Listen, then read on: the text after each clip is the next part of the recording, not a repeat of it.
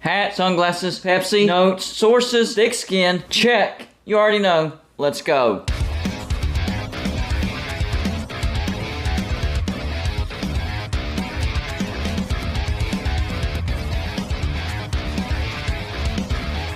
Welcome to Golden Blue today, everybody. This is a college football channel. So if you like college football, hit the like and subscribe button. It's that simple. Also, send gear to represent your team and be a part of my background forever. All you have to do is send it to P.O. Box 360, Liberty, South Carolina 29657. A lot of people are trying to guess, where is Deon Sanders going to go next? He could go to Auburn. He could go here. He could go there.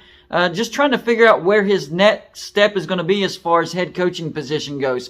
And a lot of people think that Deon Sanders is going to stay at Jackson State, that he is committed to building Jackson State. Both sides have an argument for what they're saying. I don't know what the actual outcome of this situation is going to be, but what I saw today makes absolutely no sense.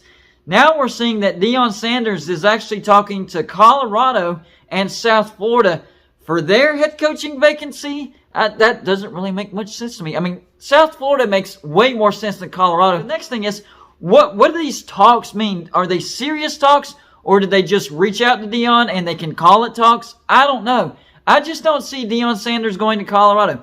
But then again, there's a lot of things that some of us don't see that actually happen. You're like, what? That makes no sense. I think Deon Sanders would be a good fit at both Georgia Tech and Auburn. Those are the two places that I have zeroed in as far as him potentially making the jump to the Power 5 level.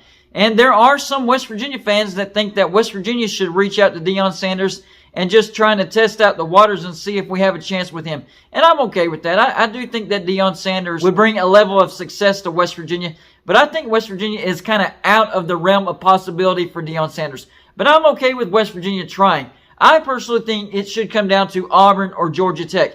But Colorado and South Florida. Now, South Florida I could see because South Florida is kind of close to Florida State. And I think that his ultimate goal is Florida State. I really do. I think Deon Sanders' ultimate goal as far as head coaching job in the Power 5 conferences is Florida State. He loves Florida State. He has a house in Tallahassee. He goes there a lot. I just think Florida State would fit Deon Sanders, and Deon Sanders would fit Florida State. I think both styles match each other perfectly. So I think Deon Sanders does eventually go to Florida State. Now, having that in the back of my head, I think South Florida would make a lot of sense. You're going down to the state of Florida. You're getting closer to a Power 5 job. You're going from FCS to Group of 5, and then the next step after that would be Power 5. And I do think that eventually Florida State could open up. Now, Mike Norvell, he's doing a good job at Florida State this year. Florida State is ranked. They're 8-3. They look like a good football team. So his job might be safe for the foreseeable future. So Deon's plans might have to be put on hold for several years. Could he be willing to take the job at Georgia Tech? That's a big-time possibility that I thought could happen because he has strong ties to the Atlanta area as well. He also has a house in the Atlanta area. So I think Georgia Tech would be a perfect fit for Deon Sanders as well. But Colorado, that's a little weird. I don't think his style would match Colorado at all. Now, would he be willing to try Colorado? Perhaps. I mean, apparently he's in talks with Colorado. It doesn't make sense to me. Now, having said that, if Deon Sanders does go to Colorado, I think he would have massive success. I really do. The Pac-12 is easy to win. His name would start Colorado on the upward trajectory immediately on a steep incline. Remember, he stole one of the best recruits from Florida State. If he's at a Power 5 level, he'll be stealing recruits left and right. So if somehow, some way Deon Sanders does choose Colorado, Colorado's in really good shape. Same with South Florida. I think if South Florida gets Deon Sanders, their recruiting goes through the roof immediately. I mean, he'll be in a hotbed of recruiting. He won't be at the FCS level anymore. He won't be at the Power 5 level just yet. But Group of 5, that is a significant step above FCS.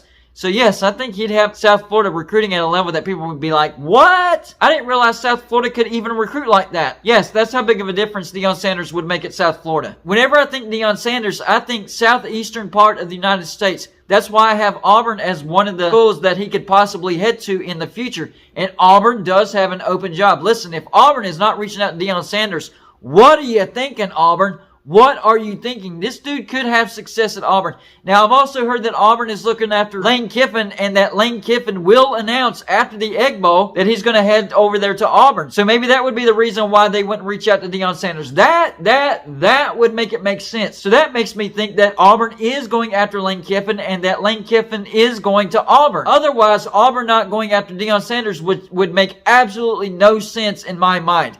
So I do think that Lane Kiffin will be headed to Auburn. That's what I'm hearing, and it'll be announced after the Egg Bowl. Then there will be a position open at Ole Miss.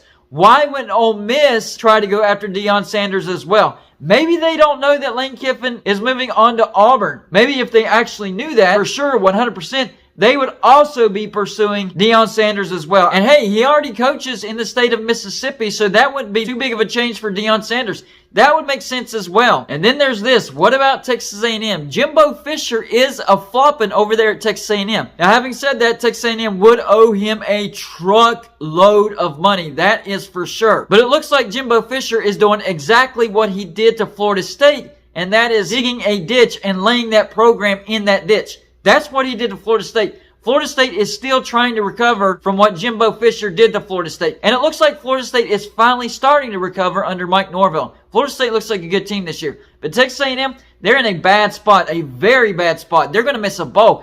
Think about that, people. Texas A&M is going to miss a bowl. Jimbo Fisher is being paid way too much to go 8-4, let alone miss a bowl. What were they thinking? What were you thinking? I know. He won a national championship with Florida State. You got to dig a little deeper, because the state of affairs that he left Florida State in was absolutely tragic. And he's doing the same exact thing to Texas A&M.